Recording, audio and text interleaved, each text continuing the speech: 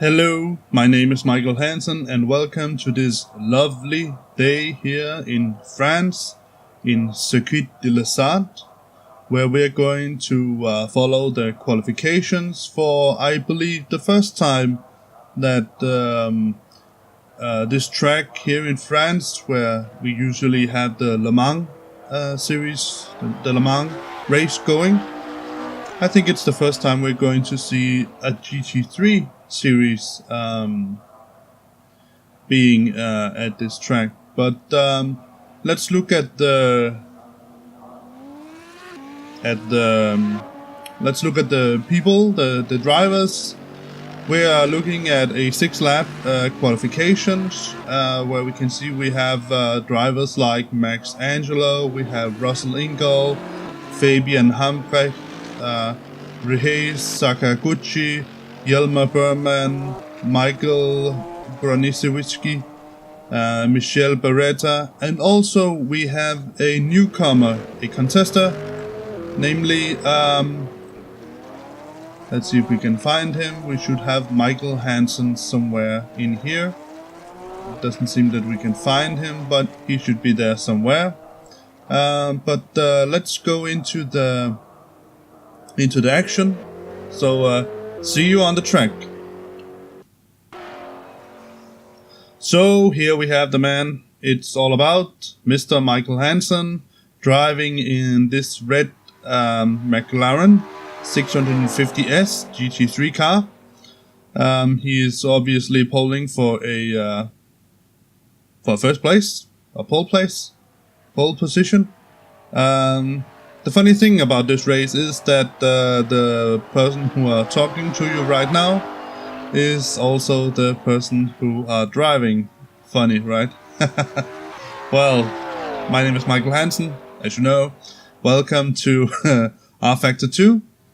As you can see, with this new computer that I have gotten my hands on, it is actually possible for me right now to both drive and portray or show a race consisting of 32 cars, including my own. And I'm going to take some small bits and pieces from the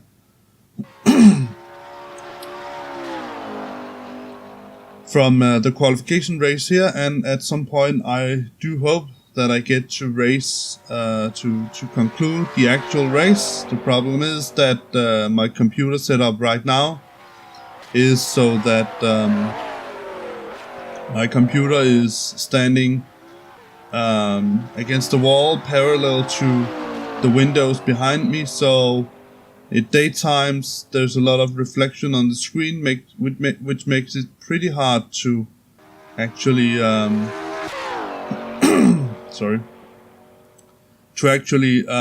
drive at night in this game here, because you need a lot of light. Now I could increase the brightness of the screen, of course. That would be an option. So I must say also that Studio 367, I think they're called, I can't remember their name. That's not very good.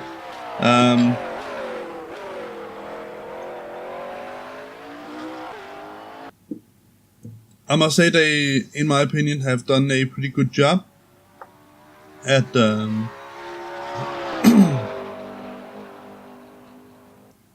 they've done a pretty good job at working with the graphics on this game. As you can see, I don't know if you've seen previous videos from RFactor 2. You can probably find it on the net. I also have a couple of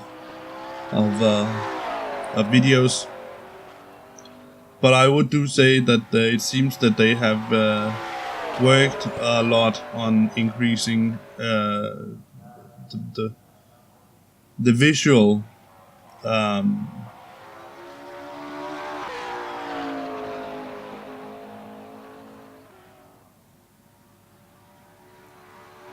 the visual aesthetics of this game, I would say. So I think that's a nice thing. I think, and also I find it, I have played both RFactor 2. I've also played the old GT game. I can't remember its name. GT Race Car, something like that. It's also by the same developers that initially developed the RFactor engine. Oh, he just got out of the track there. That was not so good. Yeah, I have played both RFactor 2. I played the old games from the same developer, and I also played iRacing. Now I can definitely see why iRacing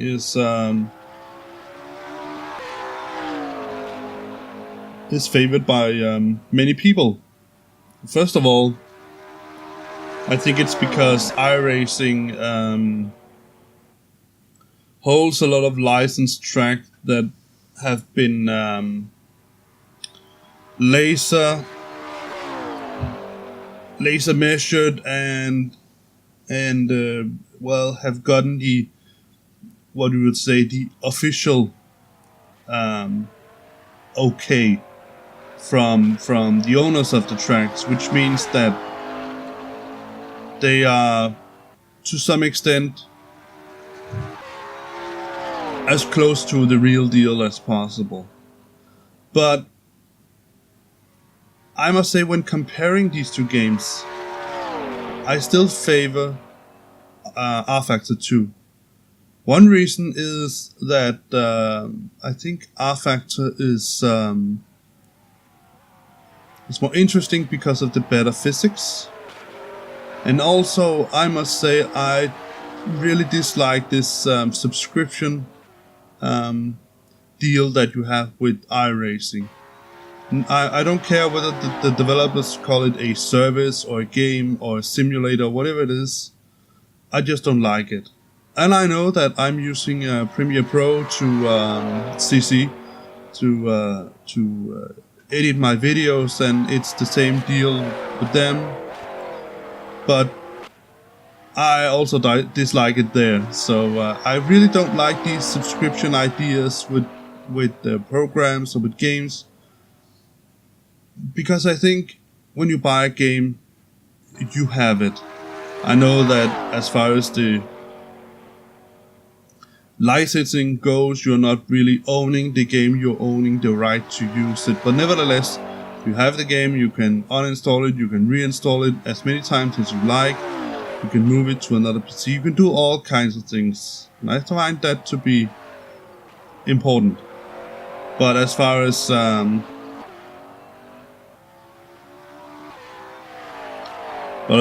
Premiere Pro goes, well, that's just it. I don't have as far as I see it, I don't have any other options. I know that there are other options out there, Sony Vegas, and also DaVinci Resolve, but I must admit I haven't tried DaVinci Resolve, but I'm comfortable with using Premiere Pro, so that is why I probably is going to continue use it. If something else, specifically something else doesn't happen. But let's jump into the onboard camera for our driver here, our main character, Mr. Michael Hansen, and see how he does, actually, how I do. Yeah, it's funny. Alright, so now we are in the car, and let's see how he is doing his job. A little. Going out. Now you can see how I drive in this game. And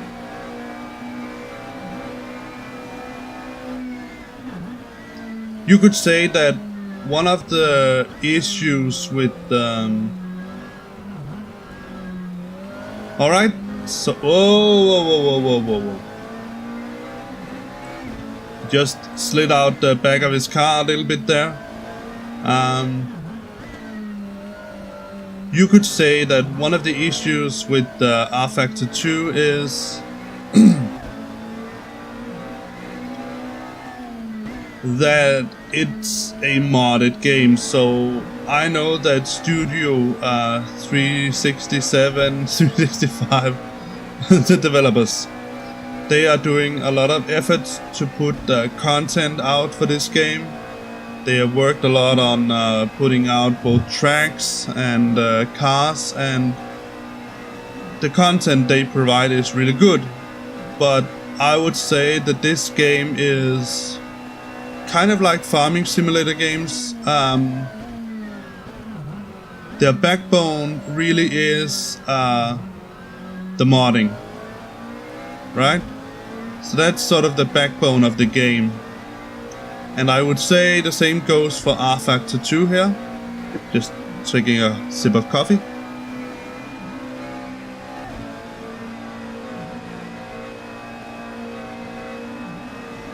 The same goes for RFactor.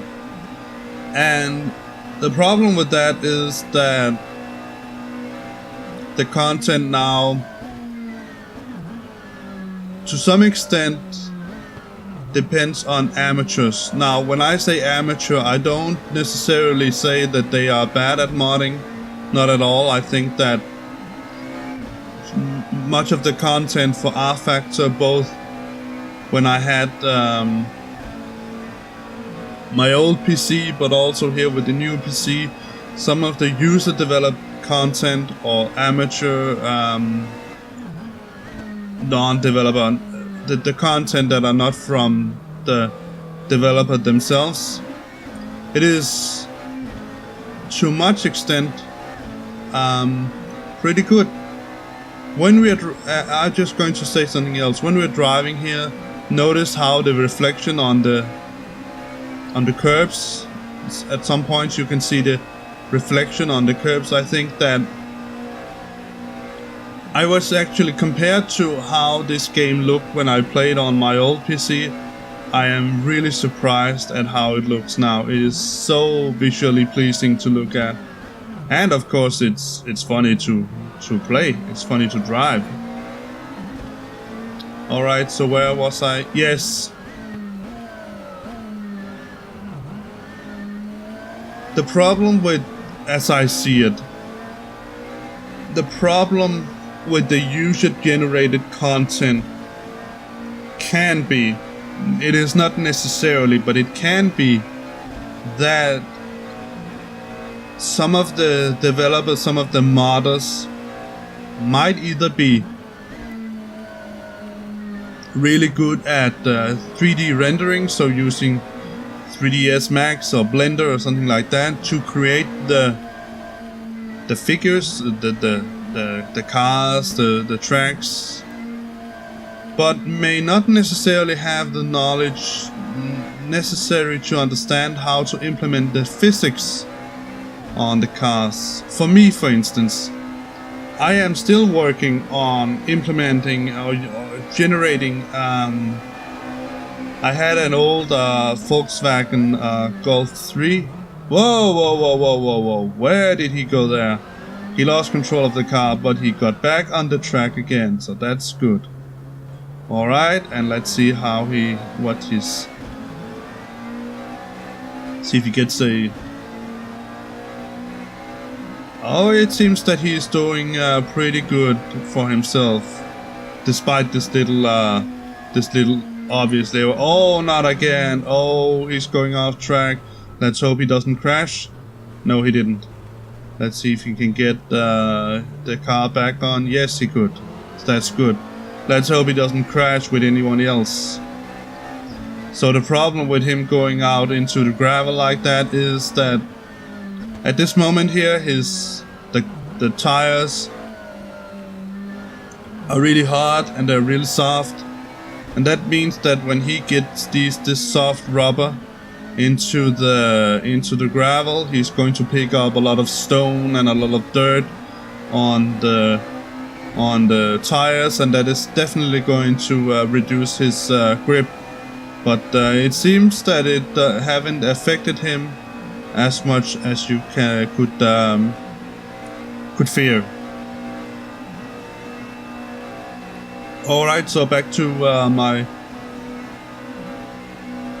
back to my former subject. Yes. The thing about RFactor 2 is that it is, quite frankly, a relatively advanced game. And you could say it is really not a game, it is a simulator, actually. So the thing is that, as far as I remember it, the engine for this game, RFactor, is basically the same engine that was used in a pro racing simulator, which is, well, obviously called RFactor Pro. So it's basically the same engine, but obviously there are some differences. Mainly in how the engine is implemented into the software. So you could say that in order to create viable models for this game, you have to have a pretty solid understanding on the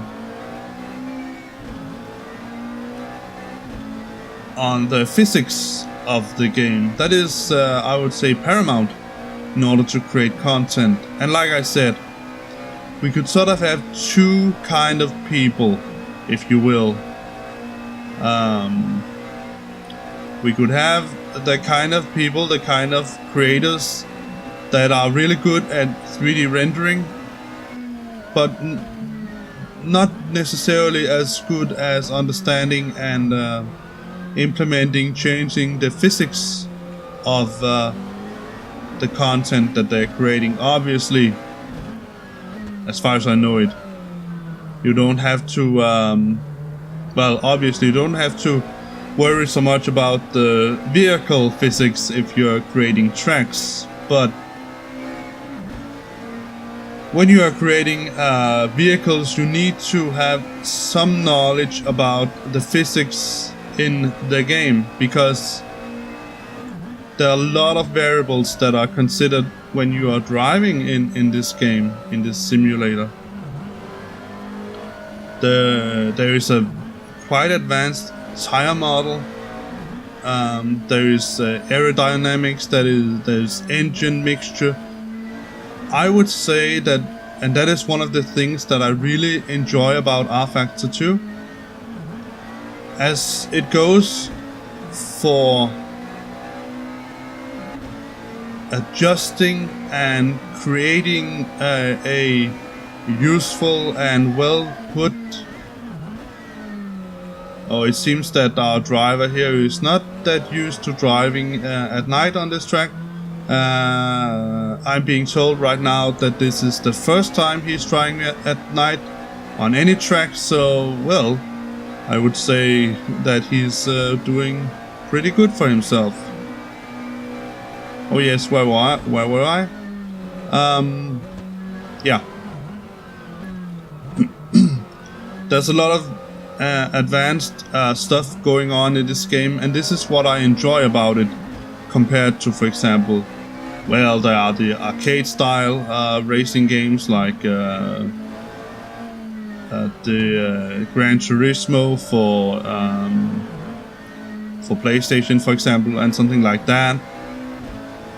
Oh, he's getting the blue flag here. Let's see if he gets well out of the way for Michael, who's a faster driver. No, he didn't. That is not very well put. That's, I would say, unsportly done of him. He is supposed to get out of the way when he gets a blue flag.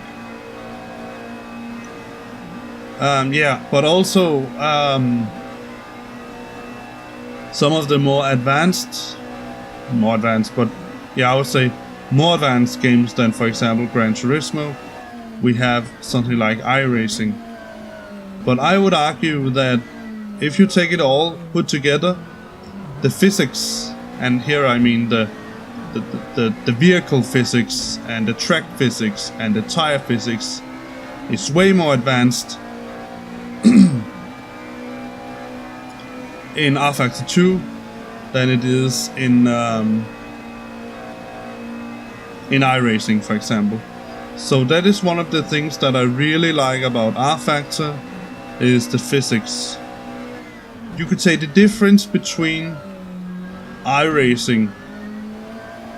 Let's take for instance that we take iRacing and RFactor and put it under the same developer hat. So you could say that the advantage of RFactor's modding system is that you can fairly quickly have a lot of new content for the game. The disadvantage is that the quality of the content is not necessarily guaranteed. You could say that because you have a lot of creators from outside the developers, that the developers don't have any control over it. That doesn't mean that the mods that are made for the game are bad, but that there are no people controlling. Let's see how he does here in the corner. Oh, he's doing pretty well. Yes. Good. I think we are...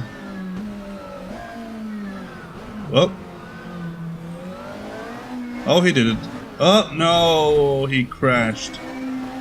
Oh, no. So, let's take a look and let's see if we can see what actually happened here. You can see here that the green car is trying to overtake him from the inside. That's a very dangerous way to overtake. And it seems that the green car might have hit Michael here, and that is the reason why he crashed. Let's take a look. He did actually hit him. So the reason Michael crashed was not because he a fault, but because he was hit from behind. That should have actually resulted in a flag. But let's continue the race. Let's see if he...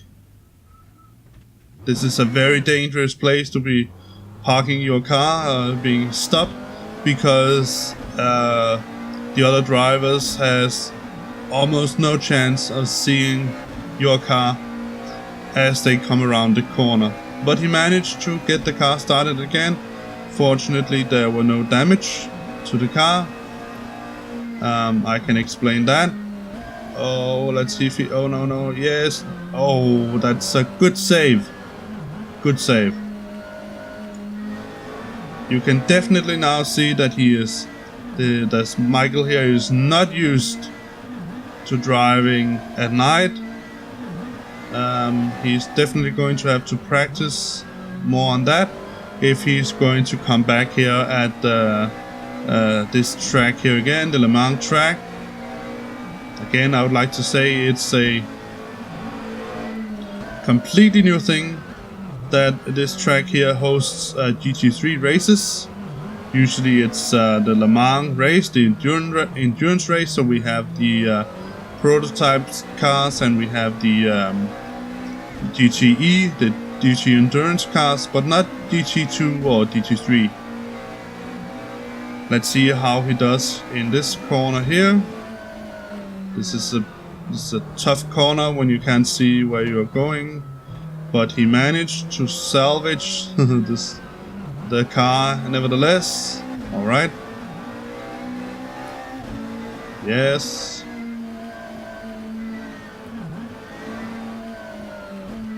Let's. I think I'm going to continue my subject when we get out on the straight.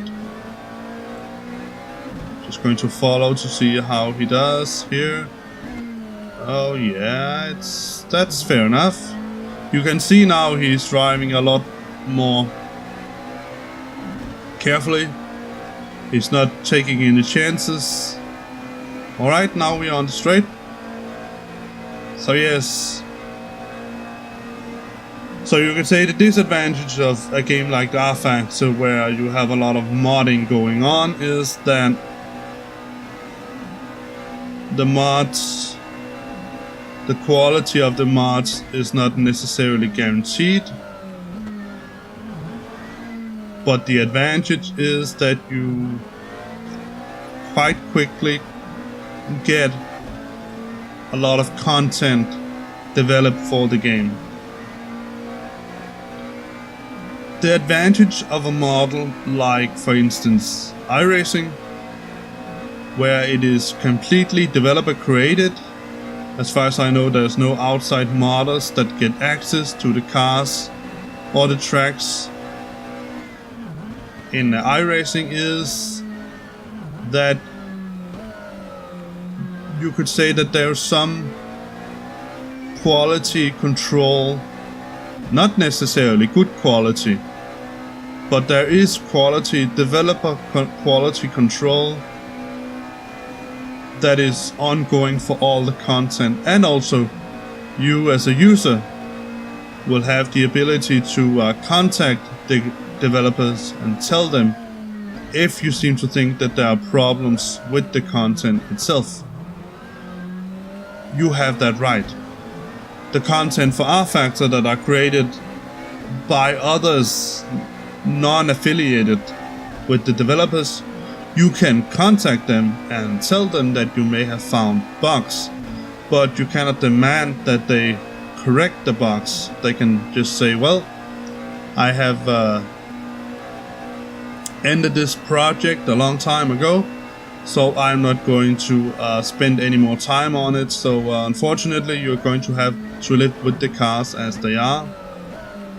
But, and here's the middle ground, you could say, there are creators for RFactor 2 that are commercially, so you pay a little bit of money, or a lot of money, that's depending on how you see it, and then you buy access to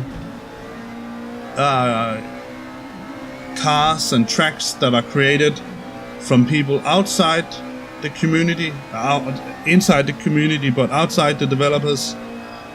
But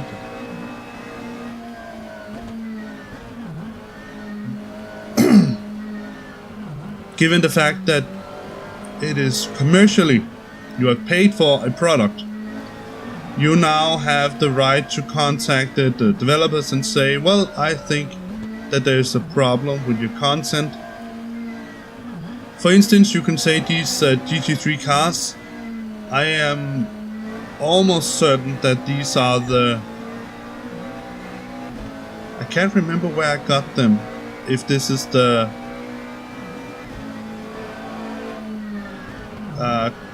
cars created by the